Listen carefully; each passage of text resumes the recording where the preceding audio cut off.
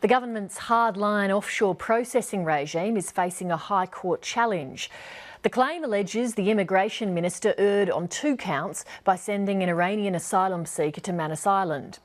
If the court action succeeds, the plan to banish all irregular boat arrivals to Papua New Guinea will be in tatters. The move came as Australian authorities went to the rescue of another boat in trouble. This time 106 asylum seekers were saved about 200 kilometres off Christmas Island. 5 people are believed to have drowned. As political editor Chris Ullman reports, concerns about asylum seeker arrivals may be high on the list of issues bothering city dwellers in Australia, but they're not front of mind in every corner of the country.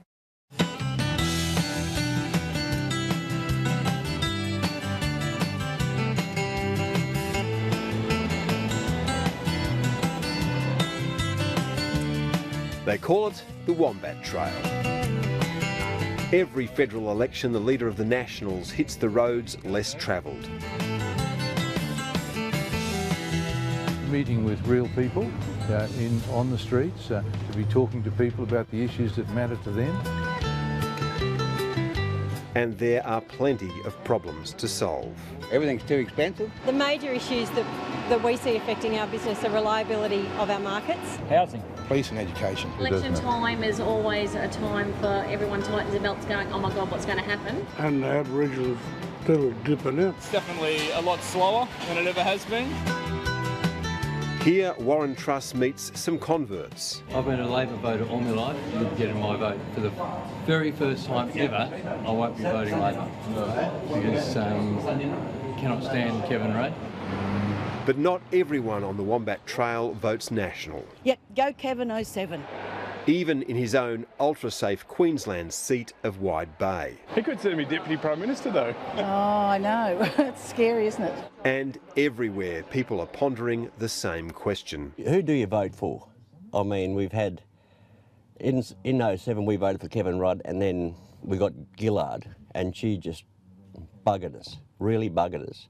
But my concern is, if we get Kevin back in there, is he going to serve like the full term?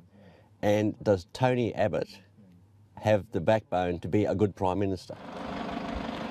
All voters in 150 electorates across Australia will be mulling questions like that over the next 19 days. And some have already cast their ballot. The pre-poll booths open today. We explain that they can vote if they're going away or they're working on polling day, but otherwise it'll be on the 7th of September. We came here to vote because we're going overseas in 2 weeks. In Sydney, the Labor seat of Banks is on a margin of just over 1.5%. I really think it might go Liberal, do you think? It might be a change for... Who knows? You never know, as I say, you don't know. We won't know until after 6, that's for sure. They're all politicians. Unlike their country cousins, the people of Western Sydney feel the crush of a vast population. Here, there's one issue which has dominated the 3 years leading into this campaign: asylum seekers. Because they come with no ID, mate. Be a human being, come through proper channels, and I'm happy with it.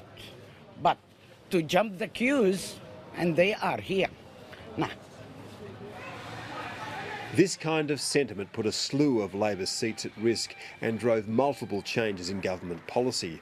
Last year, Labor backflipped and adopted offshore processing on Papua New Guinea's Manus Island and Nauru. From this point forward, anybody who comes to Australia by boat runs the risk of being transferred to an offshore processing place. And a month ago, a reborn Prime Minister went one step further, signing an agreement that consigned all asylum seekers to Papua New Guinea and slamming the door on any possibility of return, even for those found to be genuine refugees. From now on, any asylum seeker who arrives in Australia by boat will have no chance of being settled in Australia as refugees. The government points to a slower rate of arrivals since the policy was adopted as a sign the hardline stance is working, but 2,784 people have come on 39 boats. Today, another boat foundered 220 kilometres north of Christmas Island. 106 people were rescued from the water. 2 have minor injuries. Search and rescue operations have been suspended and up to 5 people are feared drowned. Under the government's plan, every one of the people rescued today, along with all boat arrivals since the 19th of July, will eventually be sent to Manus Island.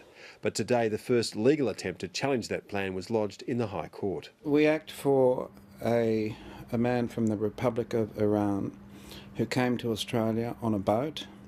He claimed refugee status to Australian authorities, and he was put on transport forcibly against his will and sent to Manus Island in Papua New Guinea, and he's been told that he's going to stay in Papua New Guinea, he'll be taken to the mainland and kept there, and that he's not Australia's problem anymore.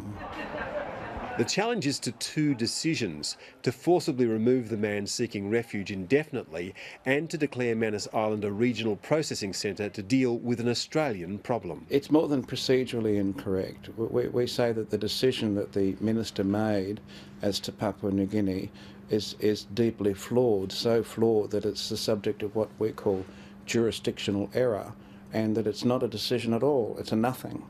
A directions hearing is expected soon, and Mark Robinson is hopeful the case will be heard by the full bench. If it's declared by the court not to be a regional processing centre, then they'll have to do it again and do it lawfully, and that will be difficult, or pass legislation and retrospectively validate everything that they've done wrong, and that would be difficult too. The government believes its plan is legally watertight. We're working with Papua New Guinea to make sure that they've got proper procedures for processing, for assessing asylum claims in Papua New Guinea, and I'm not going to foreshadow what I think might be any grounds of challenge. I will say that the government is very confident in the legal basis, the legal foundation for the arrangement that we've struck with Papua New Guinea. And the Ministers for Immigration and Foreign Affairs are hoping to build on the plan. They've taken time out from electioneering to travel to Indonesia for a regional summit on people smuggling. There'll be some people who say, well, I'm going to give it a go. There'll be some people who get on board a vessel and take the risk, and there'll be some people who drown in doing so. But for everybody who makes it across to Australia, they will find out that we were exactly serious about the implementation of our policy. Amid the welter of issues around the nation, Labor knows a large part of its electoral fortune swings on neutralising the Coalition's border protection assault. Having it appear to unwind mid-campaign would be a disaster. Political editor Chris Yeoman.